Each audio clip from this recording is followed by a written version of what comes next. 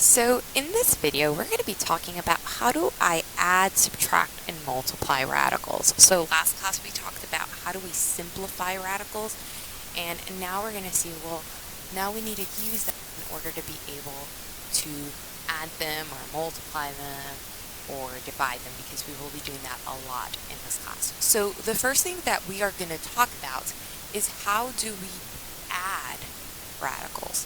All right, so basically, a radical, we are going to treat it sort of like a variable where we don't know what it is. So it's kind of like combining like terms. So let's see in this first example here. I have 3 square root 2 and 4 square root 2. So I can add those together. And so what I'm going to do is I'm going to add the coefficients. So 3 plus 4 is 7. So I have 7 square root 2. And then I have this plus 3 square root 5. I can't simplify square root 5 or square root 2 any further. There's no way for me to put them together because, again, I don't know what the square root of 2 is and I don't know what the square root of 5 is. So, again, it's kind of like with combining like terms. If you don't know, if they're different variables, you can't put them together. So now I have my second example here. Here I don't see any radicals that are the same, but I do notice that 2 square root 12 is not simplified, so I'm going to simplify it first. The perfect square that goes into 12 is the square root of 4, so I'm going to take out square root of 4 times the square root of 3. The square root of 4 is the number 2, so now I have 2, and I have to put the multiplication sign in here because since it came out of the radical, 12 times square root of 12 was multiplication. This was multiplication, but I didn't put it because the radical was there. So now I do have to put that multiplication sign when it comes out of the radical. And so now I have the square root of 3 there, and then 2 times 2 is 4. So that simplified to 2 square root 12 simplified to 4 square root 3. Now I'm going to go ahead and bring down the 10 and the 4 square root 3. Okay, so I can put together now the 4 square root 3's, and I have 4 plus 4 is 8, so 8 square root 3's. Notice that the square root doesn't change because I'm just saying how many I have of each. So square root of 3 still stays the same. What I'm adding is the coefficients, and I bring down this plus 10. So this would be my final answer here. Okay, now let's go ahead and talk about multiplication. So with multiplication, it's again sort of like with variables, with 3x times 4x, right? You multiply the coefficients with the coefficients and you multiply the radicals with the radicals. So 3 times 2 is 6. Square root of 6 times square root of 2 is 12. And then now you definitely want to make sure that your answer is simplified. Again, square root 12, I can do square root of 4 times the square root of 3, and the square root of 4 is 2, so you have 6 times 2 square root of 3.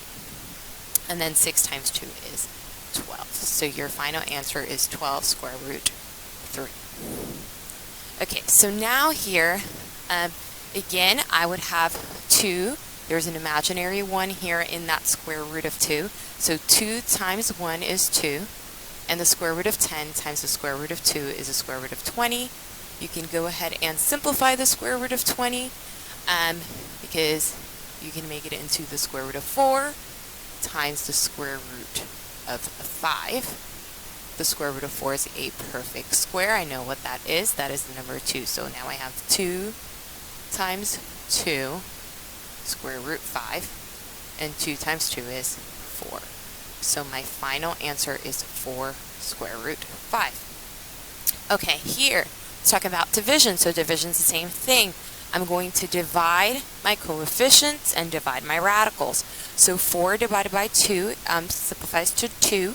It would be on the numerator because it's not 1/2. And 12 divided by 3 is going to be square root of 4. Now, with the square root of 4 here, with the square root of 4, you should say, oh my god, that is a perfect square. So it comes out of the square root, and now what you have is 2 times 2, which is just the number 4. So this entire thing simplified to 4. Okay, so now let's go ahead and do here. So 13 divided by 2, I cannot simplify 13 over 2, so we're going to leave it as a fraction. And then now the square root of 40 divided by the square root of 2 would be the square root of 20. So with the square root of 20, I can definitely simplify that.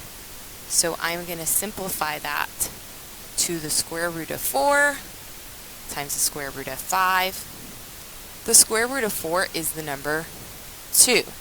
Okay, so now what you have here is you have 13 times 2 square root of 5 all over 2. You could notice, okay, these 2's are probably going to cancel out, but if you need to go ahead and do the math, well, it's going to be 26 square root of 5 over 2, and then 26 divided by 2 is 13. So like again, those square roots of 2 ended up canceling out. And that would be your final answer. Okay, so now let's talk about, well, what happens when you divide and the square root stays on the denominator?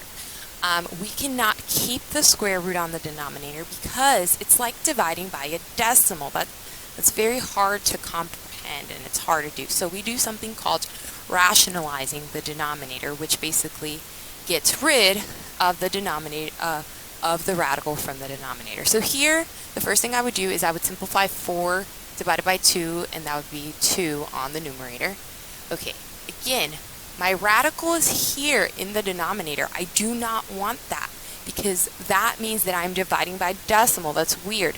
So what we do is we end up multiplying by the square root of 3 over the square root of 3. This is not changing the value because this is technically multiplying by 1. Okay, so here, square root of 3 times the square root of 3 in your denominator is going to be the square root of 9. And 2 times the square root of 3 is just 2 square root 3. Now, the square root of 9 is just the number 3. So yes, you got rid of that radical in the denominator. Now here, again, there's no simplifying, but I have to get rid of that radical 2 in the denominator.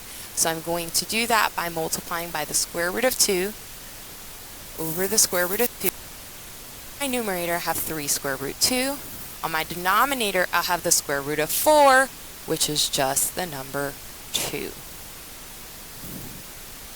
Okay, here we can go ahead and divide this, and we're going to end up having 1 over the square root of 4, right? 2 divided by 8 is just 1 over 4. And you can go ahead and put that 1 because the square root of 1 is just 1. And then the square root of 4 does simplify in this case to 2, so we did not need to rationalize here. And now in here, I'm going to have, this is going to simplify to 1 over the square root of 5. Again, you don't want to have that radical in the denominator, so I'm going to multiply by the square root of 5 times and the square root of 5. On my numerator, I have the square root of 5. On my denominator, I have the square root of 25, which is just 5. And that is my final answer. Okay, so I hope you found this video super helpful in how to add, subtract, multiply, divide radicals, and also that you learned how to rationalize the denominator, because we will be using this a lot in this geometry course. And this is the end of this video.